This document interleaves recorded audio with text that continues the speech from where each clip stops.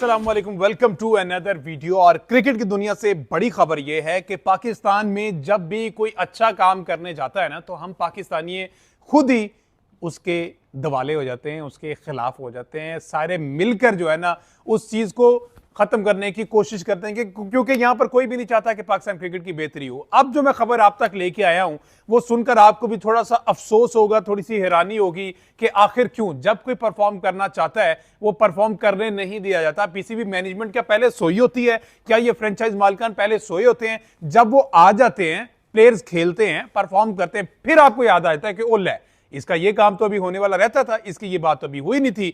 मैं जो बात करने जा रहा हूं वो करने जा रहा हूं जनाब एक ऐसे स्पिनर की, एक ऐसे मिस्ट्री स्पिनर की कि जनाब उसमें उनका वो चक्रवर्ती भी कुछ नहीं है उसके सामने इब्रार कुछ नहीं है, उसके सामने पूरी दुनिया के जितने मिस्ट्री स्पिनर है वो कुछ नहीं है। उस बंदे ने पाकिस्तान को बहुत ज्यादा सर्व करना था, लेकिन हुआ ये है कि जो मैनेजमेंट है ना पीसीबी की, वो सत्तू पी के सोई हुई थी।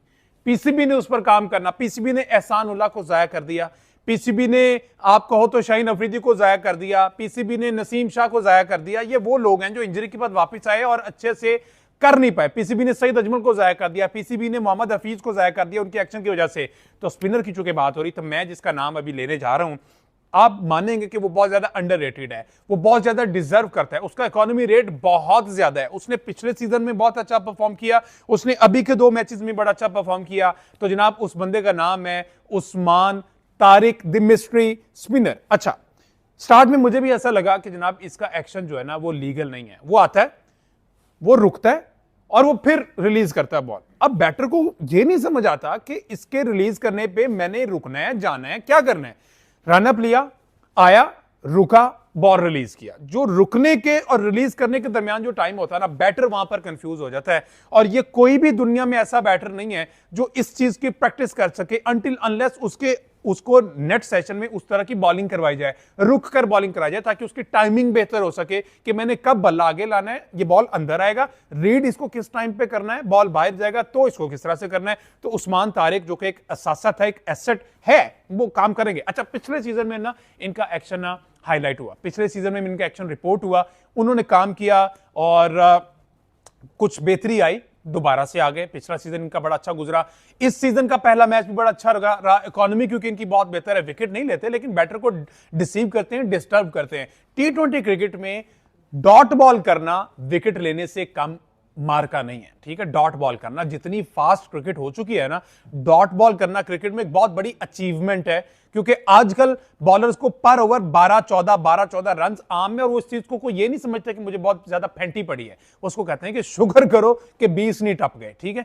तो डॉट बॉल करना एक अचीवमेंट है। तो उस्मान तारिक ने कल अगेंस्ट लाहौर कलंदर क्या आउट क्लास बॉलिंग की है, उन्होंने जनाब अपना कोटा पूरा किया है और एक आउट किया है और अच्छा खासा डिस्टर्ब किया कि डेरल मिचेल जैसा एक्सपीरियंस प्लेयर भी बड़ा डिस्टर्ब हो रहा था। हमने देखा कि सैम ब्लिंग ने खासी मुश्किलात हुई, फखर जमान को मुश्किल पेश आई, और जितने भी हमारे बैटर थे ना उनको मसला हुआ कि उस्मान तारिक को खेलना मुश्किल हो रहा था। और वो क्विक है, बड़े क्विक है, मिस्ट्री प्लस क्विक स्पिनर है।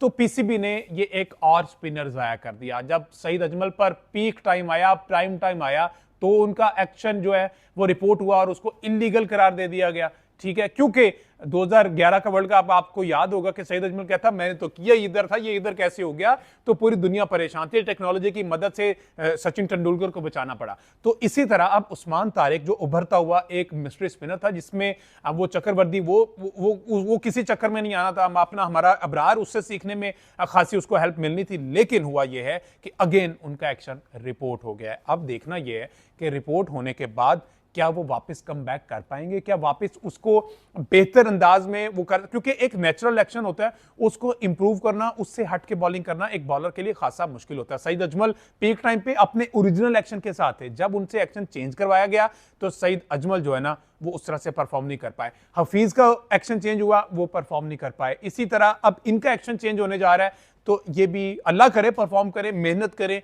इसमें चीजें लेके आए। लेकिन पीसीबी को इस बारे में सोचना है कि जब बेस बन रही होती है किसी बॉलर की या किसी बैटर की, तो तब इनके जो 55 लाख रुपया लेने वाले मेंटोर हैं, कोच हैं, एक पूरी फौज है, वो कहां पर सोई होती है। उनको पता होना चाहिए कि इसने लंबा खेलना है, तो इसके कुछ इंप्रूवमेंट, इनकी चीजें इंप्रूव की जाए। तो अगेन वंस अगेन पिछले सीजन में भी वो हुआ, इस सीजन में भी उसका एक्शन रिपोर्ट हो गया है। लेट्स सी इस पर क्या अपडेट आती है फर्दर। उस्मान पर जो भी अपडेट हुई वो आप तक शेयर कर दूंगा, लेकिन उस्मान का अगला जो मैच खेलना है वो खासा मुश्किल लग रहा है। मुझे दीजिए इजाजत, अल्लाह हाफिज।